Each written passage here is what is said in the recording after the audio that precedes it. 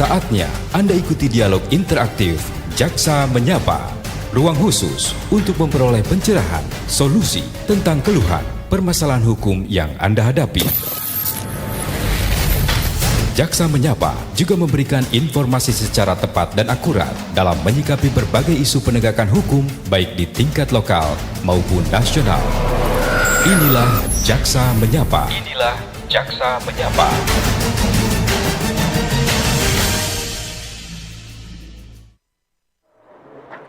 Ya, selamat sore pendengar RRI Pro 1 Manado, kanal informasi dan inspirasi di hari ini di acara Jaksa Menyapa.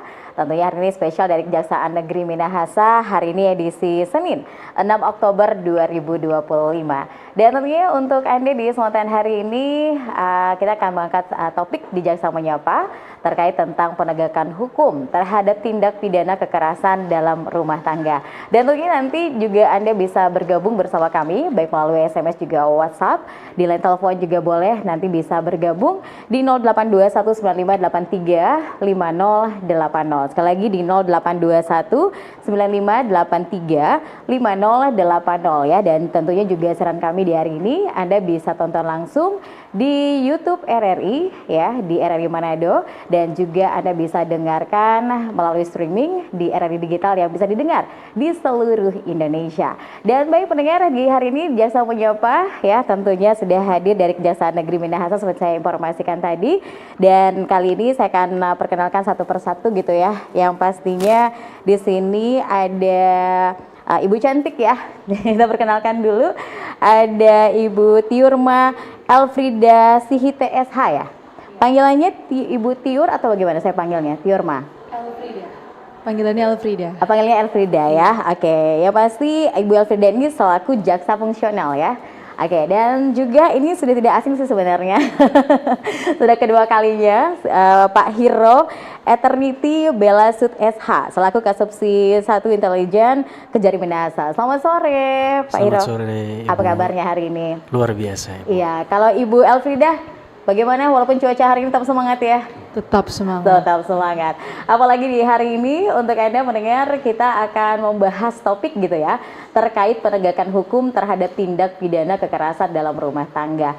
Dan ini sangat menarik gitu ya kalau kita berbicara tentang kekerasan dalam rumah tangga, atau biasanya tuh masyarakat awam biasanya mengatakan KDRT gitu ya.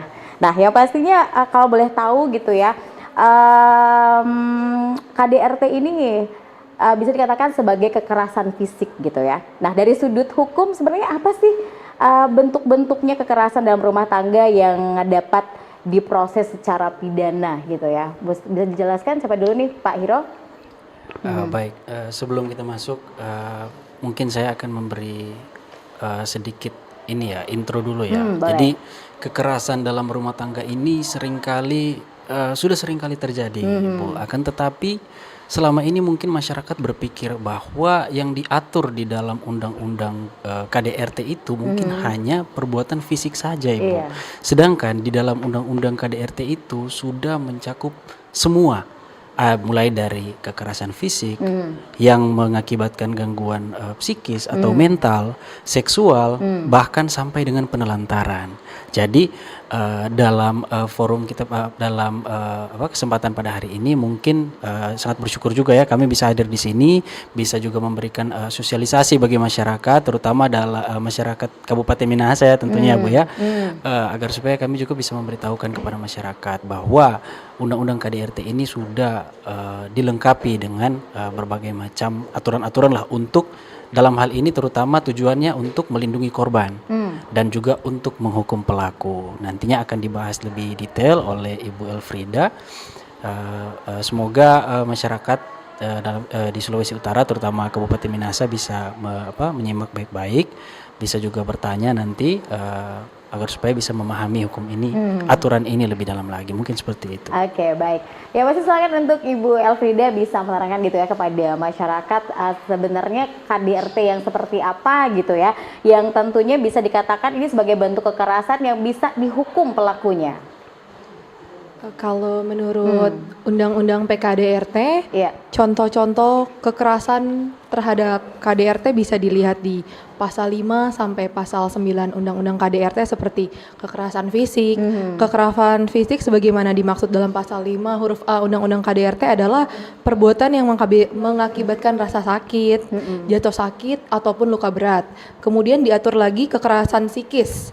Dalam pasal 5 huruf B Undang-Undang KDRT itu seperti perbuatan yang mengakibatkan ketakutan, hilangnya percaya diri, hilangnya kemampuan untuk bertindak, rasa tidak berdaya atau penderitaan psikis berat seseorang, diatur juga dalam pasal 7. Kemudian diatur juga dalam pasal 5 huruf C Undang-Undang KDRT kekerasan seksual. Menurut pasal 5 kekerasan seksual sebagaimana dimaksud dalam pasal 5 huruf C meliputi pemaksaan hubungan seksual. Jadi kalau misalnya suami memaksa istrinya untuk melakukan hubungan seksual dalam Undang-Undang KDRT itu dilarang. Kemudian pemaksaan hubungan seksual terhadap salah seorang dalam lingkup rumah tangganya dengan orang lain untuk tujuan komersial dan atau tujuan tertentu. Kemudian penelantaran rumah tangga diatur dalam pasal 9 Undang-Undang KDRT. Setiap pengertiannya yaitu setiap orang dilarang menelantarkan orang dalam lingkup rumah tangganya, padahal menurut hukum yang berlaku baginya atau karena persetujuan atau perjanjian ia wajib memberikan kehidupan, perawatan atau pemeliharaan terhadap orang tersebut. Contohnya seperti suami tidak menafkahi istri. Seperti itu contoh-contoh kekerasan yang diatur dalam Undang-Undang PKDRT. Oke, menarik ya. Yang pasti kalau boleh tahu gitu ya, yang sering terjadi, yang mungkin kasus-kasus yang ada di Kejaksaan Negeri Minahasa itu seperti apa sih yang paling banyak gitu ya kasus yang kekerasan dalam rumah tangga ini yang pernah ditangani juga gitu, Pak Hiro? Baik, kalau dari pengalaman ya, mungkin kalau dari Ibu Elfrida sendiri karena baru bertugas baru mau sebulan, Baru jadi bertugas, iya di Minahasa. Jadi kalau mungkin pengalaman saya ya Bu ya dalam menangani perkara di Kabupaten Minahasa, terutama dalam hal KDRT mungkin jarang Bu, dikarenakan bukan apa ya, akan tetapi ada seorang laki-laki dan perempuan yang mungkin belum mendaftarkan pernikahannya akan tetapi sudah tinggal bersama, akan tetapi adalah kejadian-kejadian seperti itu, misalnya penganiayaan, penelantaran bisa dibilang, atau mungkin kekerasan psikis begitu seperti yang telah disampaikan oleh Bu Elfrida. Akan tetapi terkendala kita dalam mengenakan pasal tersebut dikarenakan kedua orang tersebut belum mendaftarkan pernikahannya di Itu yang repot gitu iya, ya, repot. Pak Hiro ya. Jadinya kita mengenakan pasal yang umum, misalnya dia kena aniaya kita kenakan pasal 351 ayat 1 KUHP. Kalau misalnya dia melakukan kekerasan seksual dikenakan undang-undang TPKS. Mungkin seperti itu Bu, karena jarang sejauh ini ditemukan memang pasangan pas diperiksa ngaku oh iya kami berdua pasangan tinggal bersama. Tapi oh iya belum sudah menikah menikah. gitu ya? Iya betul sekali. Akan tetapi belum mendaftarkan pernikahannya. Banyak sekali yang seperti itu, sudah mendaftarkan pernikahan sudah menikah gereja akan tetapi belum mendaftarkan pernikahannya. Begitu. Mungkin seperti itu. Belum tercatat secara negara gitu iya ya. betul sekali. Oke, tapi kalau penelantaran anak-anak kira-kira kalau di Minahasa sendiri gitu ya, apa adakah kasusnya? Dan kalau misalkan secara umum gitu ya, ada yang menelantarkan anaknya, ini termasuk kekerasan dalam rumah tangga juga kah? Dan hukumannya apa nih bagi yang menelantarkan anak-anaknya? Mungkin kalau di Minahasa ya Bu ya, di Minahasa sejauh ini dari tahun 2004 lalu belum ada sih untuk belum ada ya sampai syukurlah, puji Tuhan belum ada ditemukan, dan kami harapkan juga kedepannya tidak akan ada Bu ya untuk penelantaran, terutama penelantaran anak dalam hal ini. Mungkin kalau penelantaran terhadap pasangan istri ataupun suami dalam hal ini mungkin tahun-tahun lalu mungkin ada, ataupun nanti kedepannya saya tidak tahu, tapi untuk penelantaran terhadap anak sejauh ini sebelum ada. Dan tentunya dalam hal ini diatur juga Bu untuk penelantaran bisa diatur karena bahasa dalam undang-undangnya itu disampaikan di situ apabila dia tidak menjalankan kewajibannya sebagai mungkin kepala rumah tangga yang bekerja di situ, dia tidak memenuhi sesuai dengan percakapan ataupun perjanjian kesepakatan mereka sebelumnya. Juga kalau misalnya dia terlibat, misalnya itu beragama Muslim, itu diatur juga disampaikan di situ Bu. Jadi sesuai dengan hukum yang mengikat kepada dirinya sendiri. Misalnya hukum Islam dijelaskan di situ. Sampai berapa lama misalnya jangka waktunya dia tidak menafkahi atau dia menelantarkan orang tersebut. Nah, orang tersebut berhak untuk mengadu, untuk membuat pengaduan atas tindak pidana penelantaran. Mungkin seperti itu.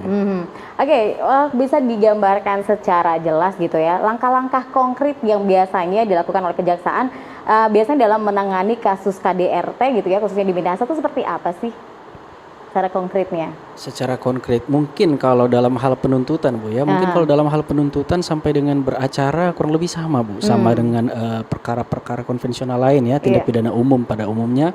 Mungkin yang berbeda dalam hal ini yang diatur dalam Undang-Undang PKDRT itu dalam hal kepolisian. Dalam hal ini pengaduan yang diatur secara berbeda. Apa yang berbeda? Polisi itu wajib memberikan perlindungan 1 kali 24 jam setelah mengetahui ataupun mendapatkan laporan mengenai tindak pidana dugaan tindak pidana kekerasan dalam rumah tangga. Itu mungkin yang spesial daripada undang-undang ini. Karena apa? Dia mengatur perlindungan yang sangat-sangat menurut saya ya, sangat-sangat komplit. Jadi bagi korban yang misalnya menerima berwajib, pihak berwajib dalam hal ini kepolisian wajib untuk memberikan perlindungan 1 kali 24 jam. Dan dalam Tangganya. Tantangan terbesar dalam penegakan hukum terhadap pelaku KDRT itu apa aja sih yang sudah dilaksanakan gitu? Ada nggak tantangannya yang paling terbesar? Tantangan terbesar dan mungkin satu-satunya tantangan ya kalau menurut saya Bu ya, itu adalah ketika sudah ada laporan, terus misalnya dalam hal ini kan rumah tangga ini kan itu ada 2 delik Bu. Ada delik aduan sama delik biasa. Apa sih delik aduan ya? Delik aduan itu adalah perkara yang hanya bisa diproses apabila dilaporkan yang bersentuhan langsung, misalnya dalam hari ini dan korbannya mengalami luka berat. Setelah dilaporkan, setelah diproses, berkas perkara sudah siap, diteliti, tiba-tiba mengena di hati sang istri dan sang istri pun mau mencabut. Jadi dia tiba-tiba meminta Pak Jaksa, kalau boleh dicabut saja. Setelah dipikir-pikir, kasihan juga suami saya. Nanti di sana tidak ada yang. Dalam hal ini adalah mengakibatkan meninggalnya seseorang atau mengakibatkan Berarti sampai ke psikis sampai cacat. gitu Iya, ya? betul. Sampai cacat. Itu dia menjadi delik biasa Ibu. Dalam hal ini tanpa atau ada pun laporan itu wajib diproses oleh APH karena akibatnya sudah seperti itu. Jadi walaupun pengaduannya dicabut, laporannya tantangan bagi kita ya, kita harus pihak sudah saling tidak ada masalah lagi kan, ngapain lagi kita login keadaan semula. Apabila sudah terjadi perdamaian, sudah ada ganti rugi dan lain-lain, ngapain lagi kita proses? Diselesaikan secara kekeluargaan, disaksikan oleh pihak berwajib, selesai, dilepas. Sama seperti hal ini. Ketika misalnya sudah damai, istri sudah mau memaafkan, akan tetapi terbentur dikarenakan ya perkara tersebut sekalipun dicabut laporannya tetap wajib diproses oleh APH. Mungkin seperti itu sih tantangannya. Itu gambarannya gitu ya. Yang pastinya untuk Anda pendengar yang mungkin ingin bertanya di sore hari ini terkait topik kita di hari ini tentang penegakan hukum terhadap tindak pidana kekerasan dalam rumah tangga, tentunya Anda bisa bergabung melalui SMS juga WhatsApp kami, di line telepon juga boleh 9583 5080. Dan tentunya tetap terus di Jaksa Menyapa, saat lagi kami akan kembali. Kanal informasi dan inspirasi Pro1. Come on.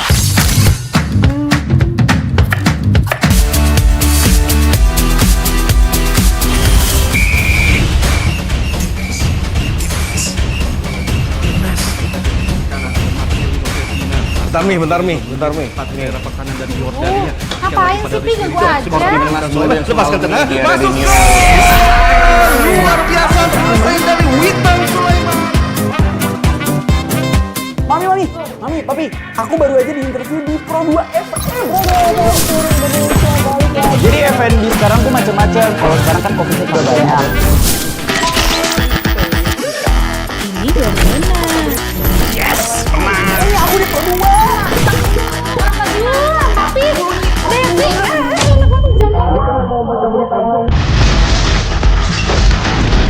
Eits, jangan rebutan. RRI bisa dinikmati dari mana aja dan di mana aja. RRI multi platform, multi konten.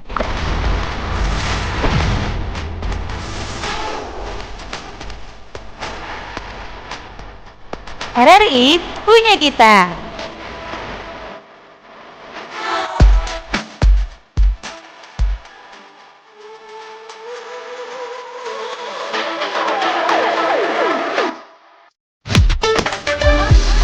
Kanal informasi, kanal informasi dan inspirasi. Pro 1. Ya, terima kasih pendengar Anda terus bersama kami RRI Pro 1 Manado, kanal informasi dan inspirasi. Dari ini masih di Jaksa Menyapa dan tentunya masih di topik penegakan hukum terhadap tindak pidana kekerasan dalam rumah tangga. Dan sekarang sudah ada penelpon dari Istilah PK atau istilah PK, apa yang dimaksud dengan PK itu, Pak? Itu aja, terima kasih, selamat sore. Oke, selamat sore, terima kasih.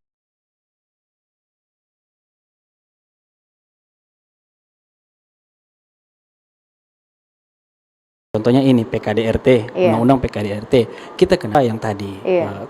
dari KUHP. Akan tetapi apabila disertai dengan tindak pidana lain, misalnya, tentunya bisa kita kenakan pasal berlapis. Dikarenakan hal tersebut tidak diatur secara khusus dalam PKDRT ini. Mungkin tolak ukurnya seperti itu, simpelnya seperti itu. Oke, terus ini ada istilahnya kasus perkara PK. Apa itu PK gitu? Bisa dijelaskan kepada masyarakat juga gitu ya. Oke, Ibu Elfrida. PK kalau upaya hukum biasa itu banding dan kasasi. Mengajukan PK di pasal 263 ayat 2 Kitab Undang-Undang Hukum Acara Pidana. Yang pertama adalah ditemukannya alat bukti baru yang dapat menunjukkan bahwasannya terdakwa yang seharusnya bebas, lepas dari segala tuntutan atau dikenalkan pasal yang lebih ringan. Yang kedua adalah adanya pertentangan antara putusan pengadilan dalam perkara yang sama, dan yang ketiga kekhilafan hakim atau kekeliruan yang nyata dalam putusan. Seperti itu. Oke, yang pasti itu tadi penjelasannya Pak Beni. Sudah ada kasus tentang pasal KDRT yang terjadi di. Kemudian kedua soal KDRT di dalam hal pemeriksaan. Halo. Kali mungkin Pak Bus baru bergabung gitu di hari ini. Jadi ada, akan tetapi kami tetap terus melakukan koordinasi dengan pihak Polres ataupun Polsek. Dalam hal ini apabila ada aduan ataupun ada laporan terkait hal tersebut, bisa langsung koordinasi dengan kita, biar kita juga bisa membantu dalam hal ini proses penyelidikan dan proses penyidikannya bisa berjalan dengan lancar. Apakah memang benar-benar ada terjadi KDRT di situ, ada bukti permulaan yang cukup dalam hal ini, ya kita bisa langsung menyarankan pihak kepolisian untuk dalam ini bisa melanjutkan proses dari penyelidikan ke penyidikan, langsung menerbitkan SPDP dan langsung mengirimkan kepada kami jaksa penuntut umum agar supaya kami juga jaksa peneliti agar supaya kami juga sebagai jaksa Iya, memaksakan, Iya. melakukan hubungan suami Memaksakan istri, kehendak gitu ya. memaksakan kehendak, korbannya bisa langsung melaporkan polisi. Kalau delik biasa itu seperti kekerasan yang mengakibatkan luka berat dan sampai meninggal dunia, seperti itu. Tapi kan kalau istilahnya, ini kan suami istri, ini kan masalah sepele, tapi kan istrinya nggak terima, itu masih bisa diproses kah?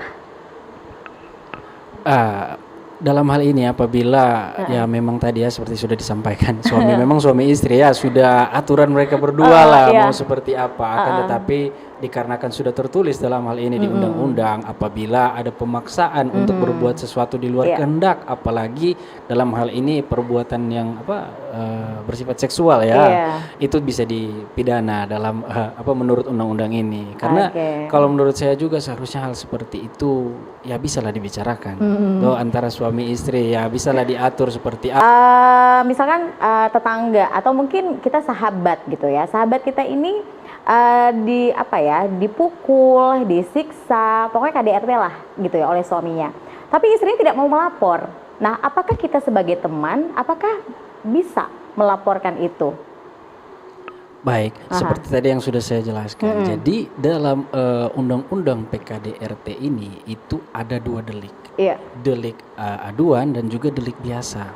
Delik aduan seperti yang juga tadi sudah saya jelaskan, yang mana hanya bisa dilaporkan oleh korbannya langsung yang bersentuhan langsung dalam perkara ini, juga bisa dilaporkan oleh keluarganya apabila diberikan kuasa daripada yang bersangkutan. Yang membedakannya dengan delik biasa ini adalah akibat yang ditimbulkan.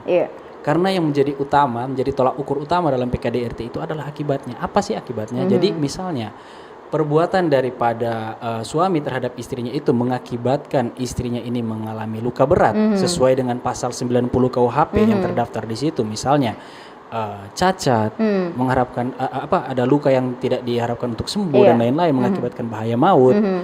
Itu bisa dilaporkan oleh siapa saja, Ibu. Dalam hal ini sebagai teman, masyarakat ataupun pemerintah setempat bisa langsung dilaporkan. Tapi bisa diproses? Bisa diproses. Sangat bisa diproses. Karena kita lihat lagi akibatnya. Akan tetapi apabila misalnya akibatnya hanya luka ringan, misalnya dalam hal ini hanya lebam ataupun goresan, ya itu harus dilaporkan oleh yang bersangkutan. Yang si korban ini gitu ya. Karena memang sudah diatur secara jelas di undang-undang. Baik. Dan sekarang ada lagi yang sudah bergabung di line telepon. Halo, selamat sore. Jangan samanya apa? Tidak diberikan uang belanja gitu.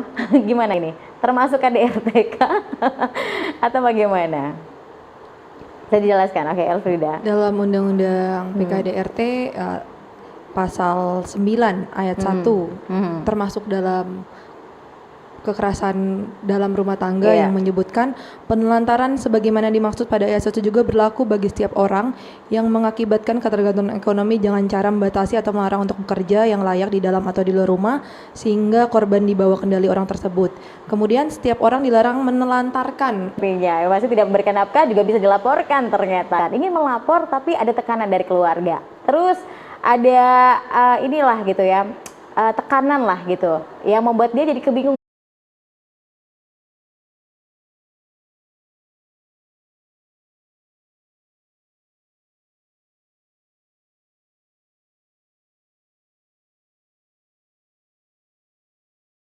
Sumber energi baru PLTH, pembangkit listrik tenaga hampa. Itu juga hoax kali.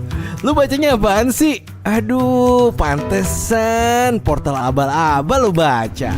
Kalau mau baca berita yang lengkap tapi udah verified, mulai dari berita nasional, internasional, olahraga, gaya hidup sampai hiburan, lu cukup klik rri.co.id. Di situ lu juga bisa streaming RRI digital. Aduh, makanya cek-cek dulu biar gak kegocek di rri.co.id. Pengaruh oleh orang-orang, sekalipun itu keluarga kita, apabila terjadi hal tersebut terhadap diri kita, karena yang merasakan akibatnya itu kita sendiri.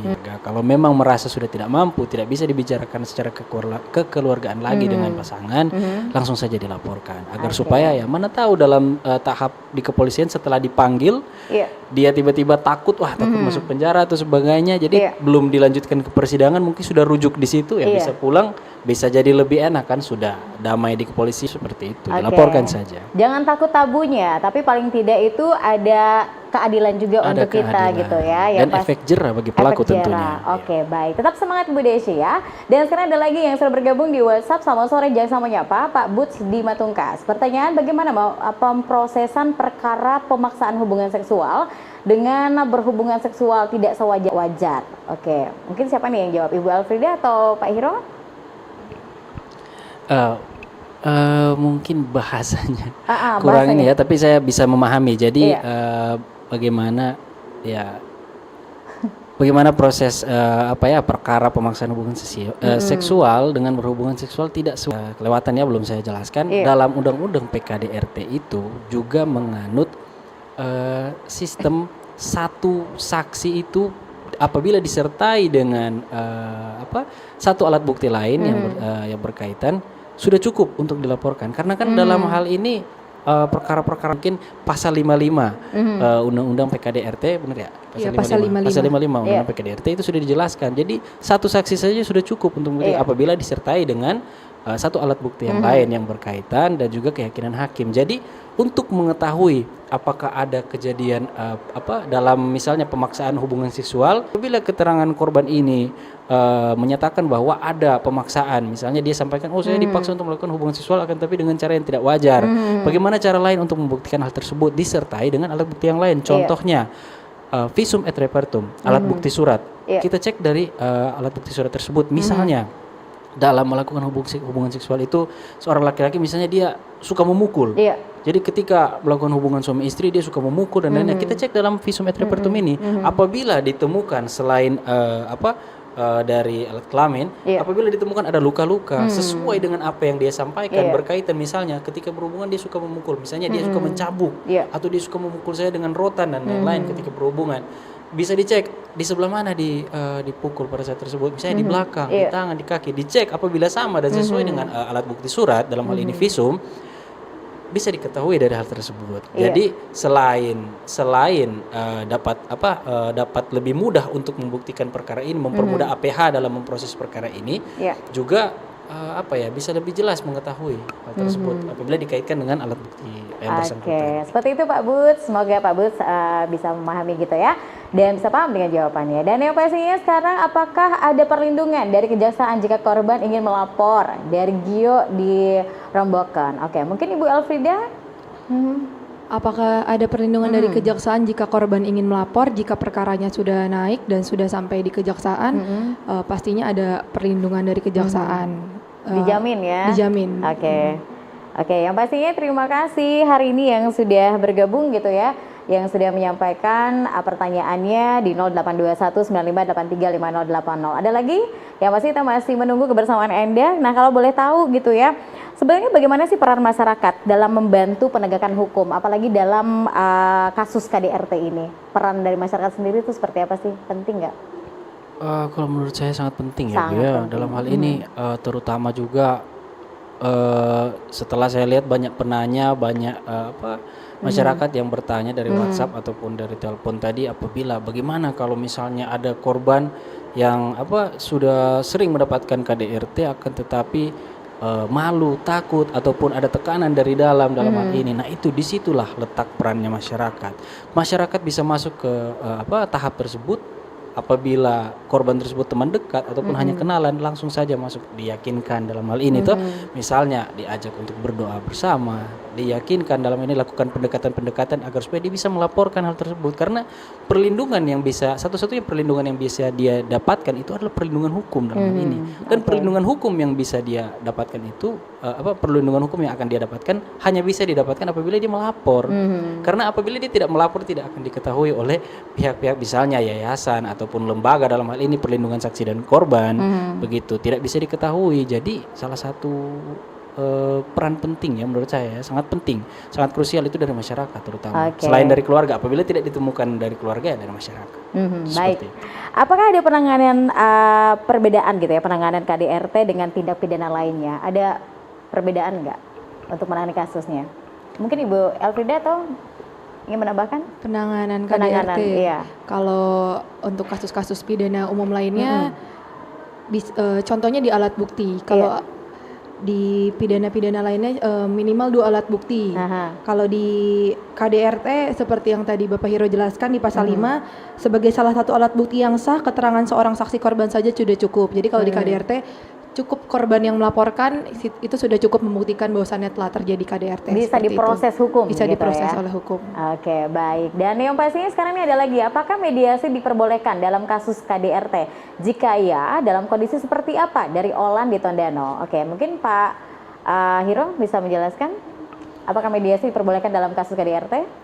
Boleh sekali. Kondisi yang seperti boleh. apa? Ya, terutama seperti tadi yang saya sampaikan ya Bu ya, apabila misalnya perbuatan tersebut mengakibatkan luka yang mungkin ya goresan, lebam dalam hal ini, dan apabila sudah di tahap kepolisian, apalagi belum diterbitkannya misalnya surat perintah penyelidikan ataupun surat perintah penyidikan, belum ada SPDP, ya sangat-sangat boleh untuk mediasi. Sehingga mana tahu mungkin sesuatu yang belum bisa tercapai di rumah, ada percakapan yang tidak ada jalan akhirnya di rumah, ketika dibawa di kantor polisi bisa terselesaikan, ya mengapa kita melarang hal tersebut gitu ya.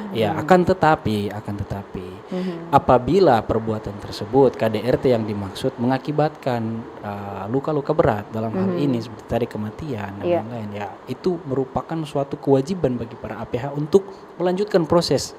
Sekalipun sudah ada pencabutan laporan, wajib bagi kami untuk memproses hal tersebut. Karena apa? Karena memang sudah ditulis dalam undang-undang. Jadi ya mau bagaimana lagi? Undang-undang sudah ada, tinggal kita patuhi. Mungkin seperti itu Itu sih, Bu. Oke, baik. Sebenarnya masih banyak yang ingin ditanyakan gitu ya. Tentunya ini memang salah satu topik yang sangat menarik sekali dan tentunya umum ya. Banyak terjadi di masyarakat juga. Ya mungkin antara dua gitu ya. Ada yang tidak berani melaporkan atau mungkin ya ada tekanan-tekanan gitu ya dari beberapa pihak. Nah, yang pastinya terkait dengan topik kita hari ini penegakan hukum terhadap tindak pidana kekerasan dalam rumah tangga. Sebelum kita tutup hari ini di Jaksa Menyapa, apa yang ingin disampaikan kepada masyarakat, memberikan edukasi kepada masyarakat dan kira-kira kalau ingin mengadu gitu ya, memberikan informasi, kira-kira kemana nih kalau Kejaksaan Minahasa gitu ya? Oke, bisa mungkin Ibu Elfrida dulu. Jika Closing masyarakat, statement. masyarakat ingin mengadu ke kejaksaan bisa ke Iya. bidang intelijen, nanti akan ditangani, akan dibeli arahan untuk melapor kemana, Iya. nanti akan diberikan arahan. Ya, seperti itu. Ada media sosial atau? Oh, ada media sosialnya di Instagram di Kejari Minahasa atau nomor telepon Pak Hiro juga bisa. Oke, boleh ya. Oke, sekarang terakhir dari closing statement langsung nih dari Pak Hiro. Ya, Edukasi juga untuk masyarakat. Ya, baik. Mungkin harapan saya ya Bu ya, Ya. dengan adanya forum kita pada sore hari ini, percakapan singkat kita pada sore hari ini bersama-sama dengan masyarakat di Sulawesi Utara, terutama di Kabupaten Minahasa, semoga bisa berguna bagi masyarakat, menjadi pola pikir baru ya bagi para keluarga-keluarga, terutama keluarga-keluarga muda ya, karena memang sering Iya, terjadi KDRT betul. itu di keluarga-keluarga muda, sehingga bisa berpikir panjang dalam hal ini. Dan juga bagi para pasangan-pasangan yang berpikir untuk menikah ya, pikir-pikir lagi.